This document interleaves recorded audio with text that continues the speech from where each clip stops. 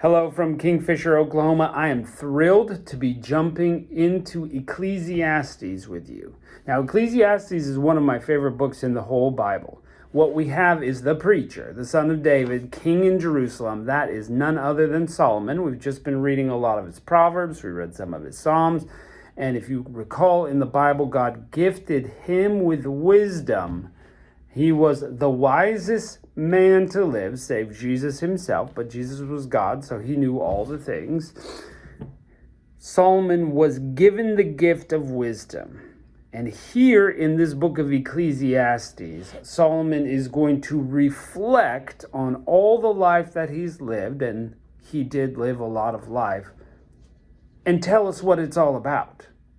And give us the big word for this book is perspective on our own life. Now, you can argue with me, I guess, in the comments about this if you like, but Solomon got to live more of life. Now, you might have experienced some of the same things he's experienced, but he did it to the full. He's a king. I'm not a king. Very few people have ever been a king, so they don't know what it's like to have that authority. You might have authority, but like a king, you might be wealthy, but Solomon was so wealthy that silver wasn't valuable in his day. Nobody's that wealthy. Even today, silver is still pretty valuable. Solomon had, 1,000 wives in essence, so he was able to see that part of it. He was able to build many buildings, own lots of property, probably more than you and I will ever own in our life. Well, definitely more than I will ever own in my life.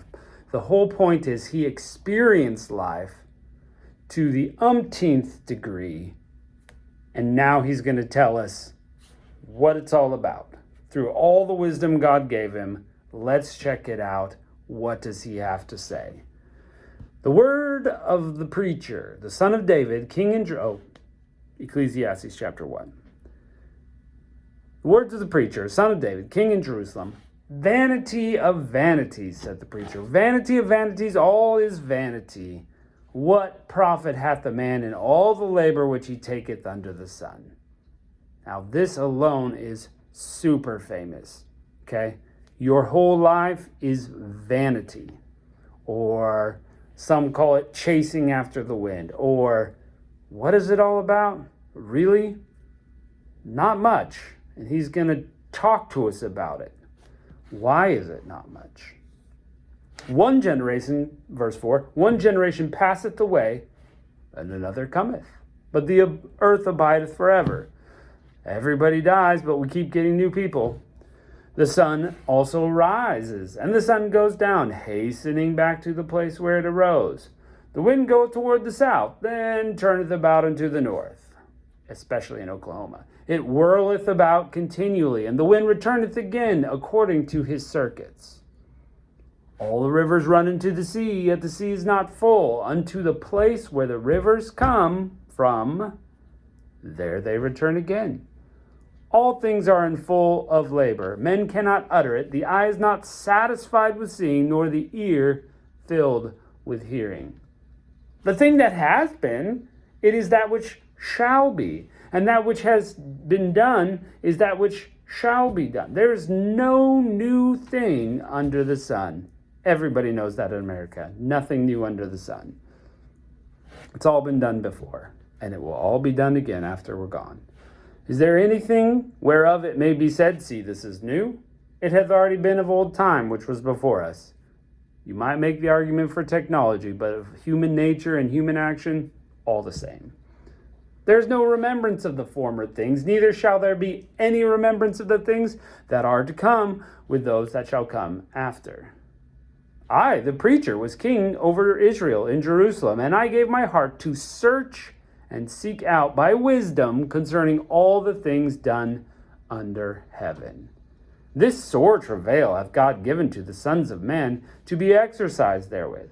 I've seen all the works that are done under the sun, and behold, son, and all is vanity and vexation of spirit.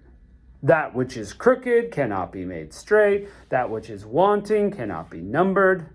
I communed with mine own heart, saying, Lo, I am come to great estate, and I have gotten more wisdom than all they that have been before me in Jerusalem. Yea, my heart had great experience of wisdom and knowledge.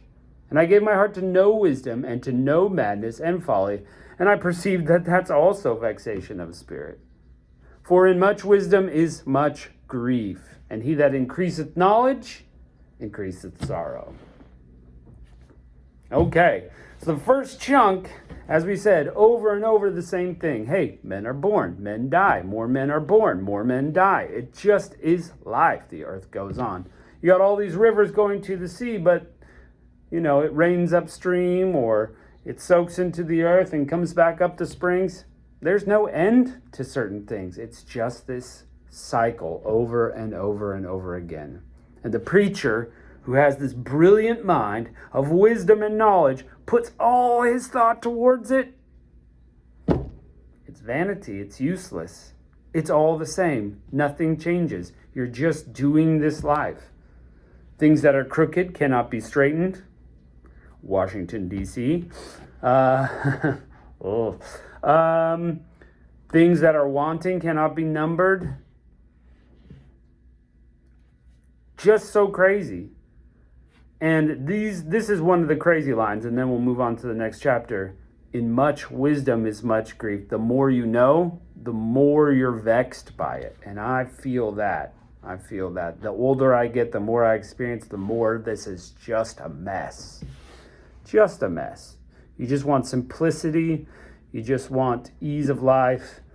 But you can't have it. It's a mess. Chapter 2. I said in my heart, Go now, I will prove thee with mirth. Therefore enjoy pleasure, and behold, this is also vanity. I said of laughter, It is mad, and of mirth, what doeth it?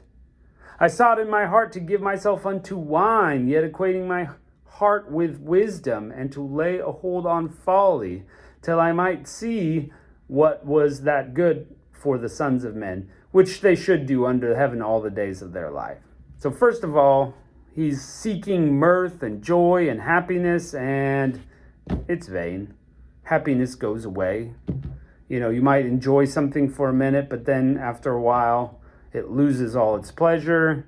You might enjoy hanging out with friends or laughing it up, but then at the end, you still have sadness. That moment is over. You've moved by it. Well, what if we just give ourselves to wine? What if we just drink a lot and just kind of enjoy relaxing and drinking? Vanity. Vanity. Let's keep going. Verse 4. I made me great works. I builded me houses. I planted me vineyards. I made me gardens and orchards. I planted trees in them of all kind of fruits. I made me pools of water, to water wherewith the wood that bringeth forth trees. I got me... So, he's a builder. He had the resources to build all sorts of things. He built the temple, he built palaces, he built this, he built that, orchards, fruit, all these things. What else did he do? Verse 7, I got me servants and maidens. I had servants born in my house. I had great possessions. I had great and small cattle above all that were in Jerusalem before me. So he's wealthy of servants and cattle. In fact, he had more cows than anyone in Jerusalem before him. Wow, super wealthy. I gathered me silver and gold, the peculiar treasures of kings and of the provinces. I got me men singers and women singers, the delights of the sons of men as musical instruments, and that of all sorts. So I was great and increased more than all that were before me in Jerusalem. Also, my wisdom remained with me. Whatsoever mine eyes desired, I kept not from them. I withheld not my heart from any joy, for my heart rejoiced in all my labor. And this was my portion of all my labor. So, he increased everything. I've got everything I could ever desire. If I saw something, I want that, I went and got it. Verse 11, then I looked on all the work of my hands that they had wrought, and on all the labor that I labored to do, and behold, all was vanity and vexation of spirit. There was no profit under the sun. So after all that, he's had more than anybody else could ever have, and the increasing things, he found no joy. It didn't help him. There's no profit to it. It's vanity. It's just a vain work. You're just increasing your own vanity. Verse 12, and I turned myself, behold, to wisdom and madness and folly. For what can the man do that cometh after the king? Even that's already been done. So the first king comes, he does all the things. The next king comes, well, he's just doing some of the same things. There's nothing new to be done. You get stuff, rule people, it's all the same. Then I saw, verse 13, that wisdom excelleth folly, as far as the light excelleth darkness. This is true. We just got through Proverbs, so we see how much better wisdom is. The wise man's eyes are in his head, but the fool walketh in darkness. And I perceive myself also the one event that happeneth to them all. Then I said in my heart, as it happeneth to the fool, so it happens to even me. And why was I then more wise? So I said in my heart, this is also vanity. So in pulling in all the knowledge and pulling in all the wisdom, you still die. The fool dies. He's ping-ponging off the walls of life, and things are going terrible, and he's falling in a ditch, and he's getting up, and he's trying again, and then he dies. The wise man avoids all these pitfalls and makes great decisions and moves his life forward, and then he dies. And it's over. Same end for both. Vanity. Verse 16. There is no remembrance of the wise more than the fool forever. Seeing that which is now, in the days to come, all shall be forgotten. And how dieth the wise man? As the fool. So, eventually, all is going to be forgotten. Now, yes, you're going to argue there's been some great men that are remembered, great women that are remembered, these historical people. But think about how small, over the billions of people, how many people do we remember pre the year 1800? Less than 1,000 out of billions? You're not going to be remembered, people, and you're all going to die and eventually be forgotten. And while we have his writings, we don't know him. Vanity. Verse 17, therefore I hated life, because the work that is wrought under the sun is grievous unto me, and all is vanity and vexation of the spirit. Yea, I hated even my labor that I had taken under the sun, because I should leave it unto the man that shall be after me. Can't take it with you. You're going to will it to the next person down, your kids or somebody else. And the problem is, verse 19, who knoweth whether he shall be a wise man or a fool? Yet shall he have rule over all my labor which I have labored, and wherein I have shewed myself wise under the sun. This also is vanity. Hey, you're going to build up your wealth, or whatever it is that you're building, a house, a farm, a kingdom, whatever it is, you hand it off to the next person. And how many times have we seen people just waste their inheritance? Or somebody gets sick and has to sell it off to pay their medical bills, and now they have nothing, and all your kingdom or farm or whatever goes to somebody else not even related to you. Vanity. You built it all up. You toiled. You strived. You put all this work in, and it's gone. It's gone. What an encouraging book. Verse 20. Therefore I went about to cause my heart to despair of all the labor which I took under the sun. For where is a man whose labor is in wisdom and in knowledge and in equity? Yet to a man that hath not labored, therein he shall leave it to him for a portion. This is also a vanity and great evil.